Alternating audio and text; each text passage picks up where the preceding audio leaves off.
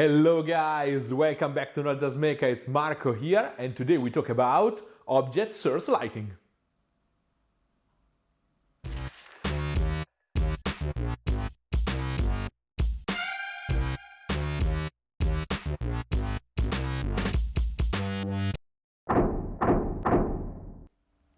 After a couple of weeks of theory, it's time to go back to the painting table. These days I'm painting for a commission the new model of Gotrek, and I plan to do something special for him. The sculpt is very cool, simple and clean, with almost a vintage design compared to the Age of Sigmar line.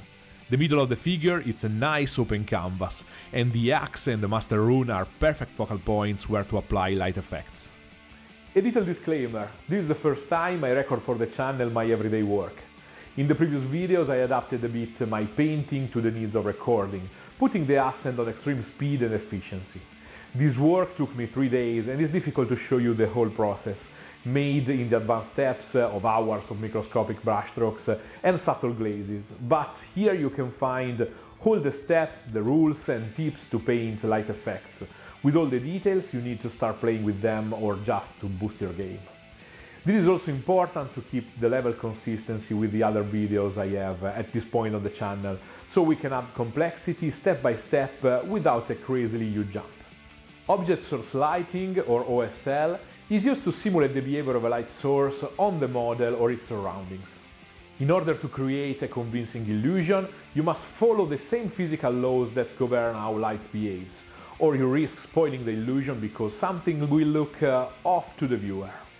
These rules are part of how you understand and see the world every single day, but they are often instinctive and subconscious.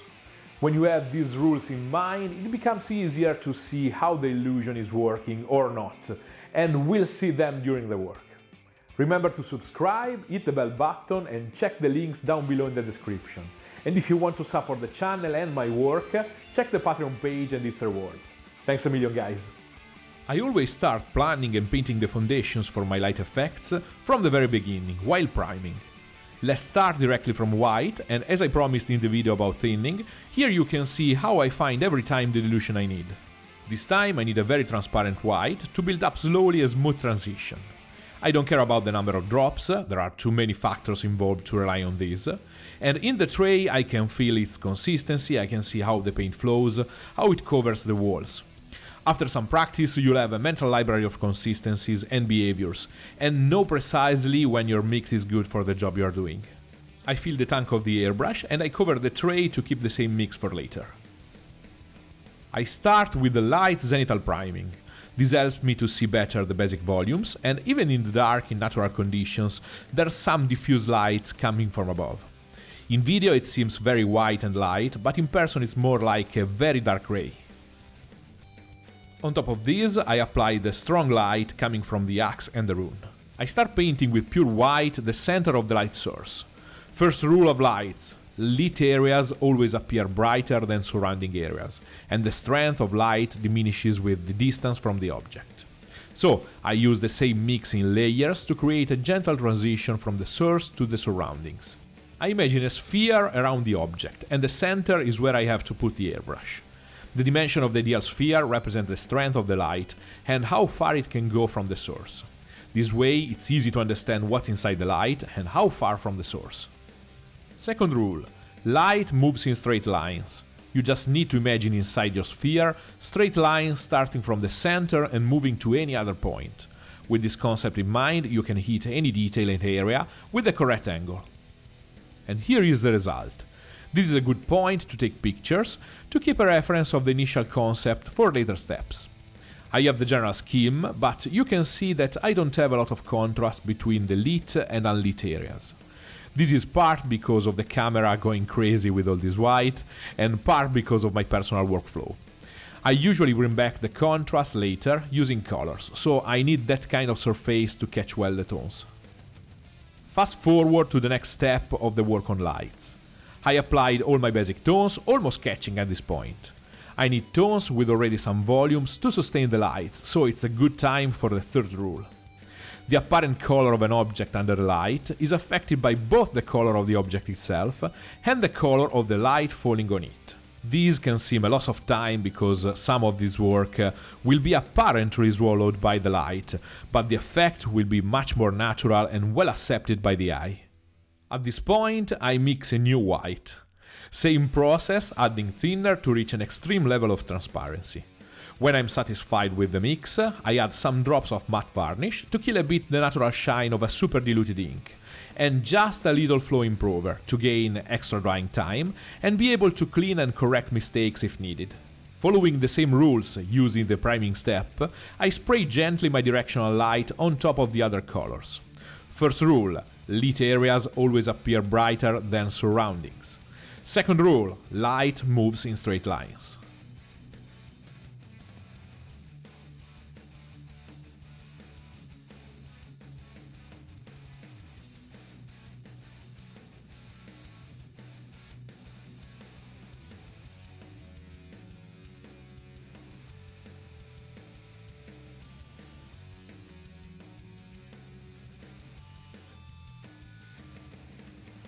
Intensity, progression and direction of light are more important than its actual color, so I can apply the tones later knowing that everything is already working.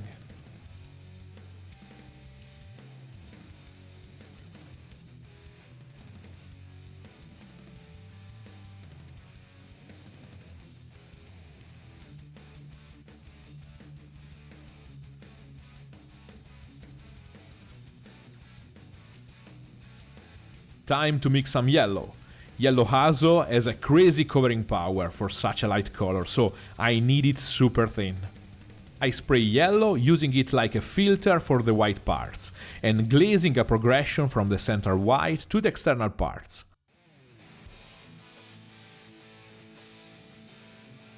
Following the first rule, I want a brighter source and a lower value all around, but really saturated to give the idea of a strong fire burning inside the axe.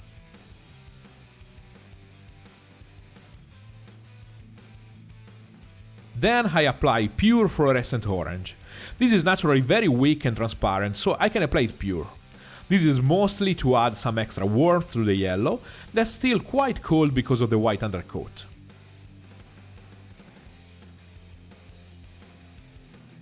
I close the progression with some pure Naphtol Crimson in the edges, where the lights start fading, and in the lower parts of the burning axe. Fire always goes up, so its light has to follow the same rule.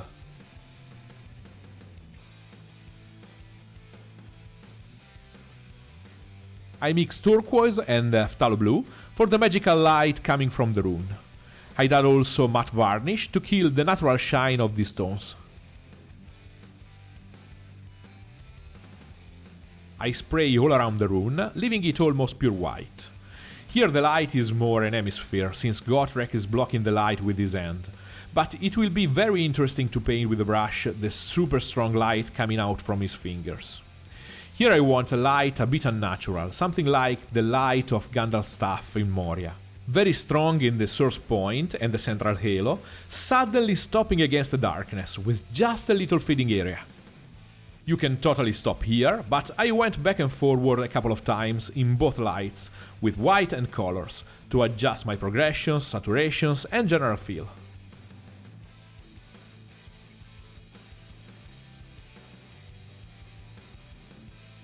Time for a wet palette. I use Kimera Kolors for the job. I set my palette with all the warm tones in scale on one side, white in the middle, and I'd add also some Winsor & Newton titanium white for my whitest point of shiny light, and the cold tones in the other side. At this point the effect starts to be really nice and interesting, and for a light effect on a gaming model this is more than enough to be satisfied, but I have to push more here. What we lack here is definition and extreme highlights.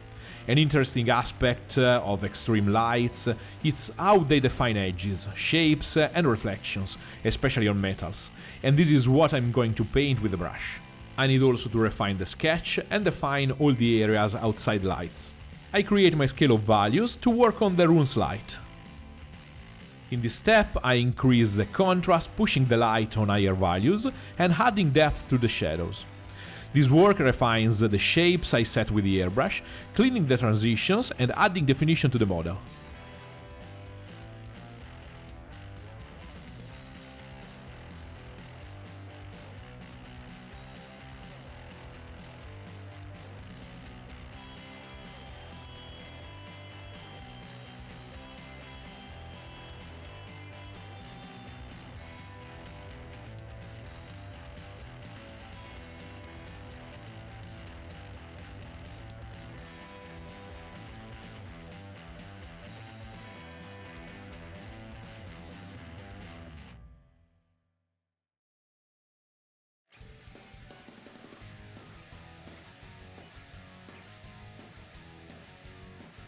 I mix a chromatic black, mixing orange and phthalo blue-green shade to paint the edges and extreme shadows, but since I'm inside a blue light, I keep it a bit unbalanced, adding a bit more blue.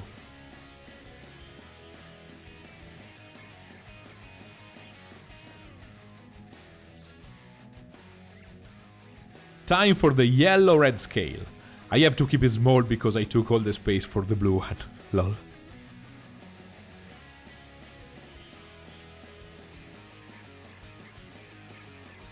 Same job here. I clean the previous work, enhancing contrast, adding the extreme highlights, reflections, details, shapes, but always following the general rules of the light, and the sketch I set from the very beginning.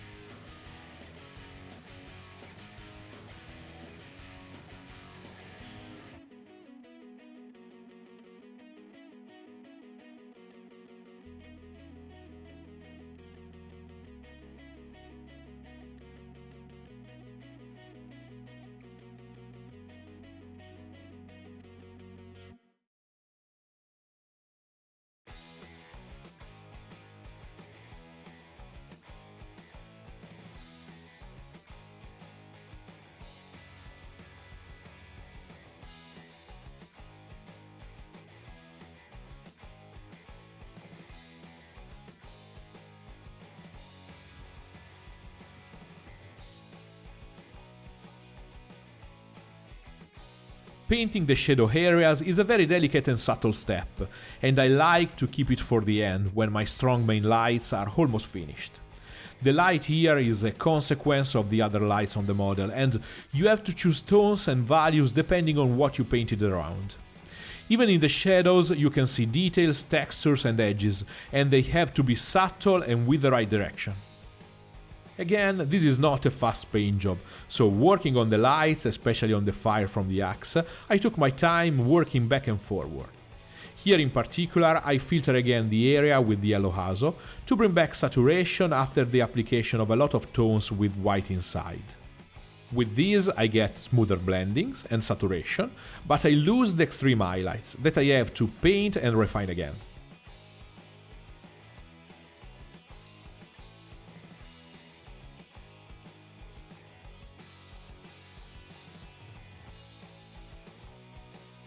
I know this wasn't the easiest of topics and explanations, but the point is, every single step is modular, can be used by itself in your workflow, and you can stop at any point when you like the result. The basic rules and steps are pretty simple and easy to understand, and as always, what makes a paint job more complex is the work spent in refining and adding stuff. If you like this video, give it a like and subscribe. You can always ask me anything down below with a comment and follow my projects during the week using one of my socials. And if you want to support the channel, check out the Patreon page and join the community. See you next week, guys.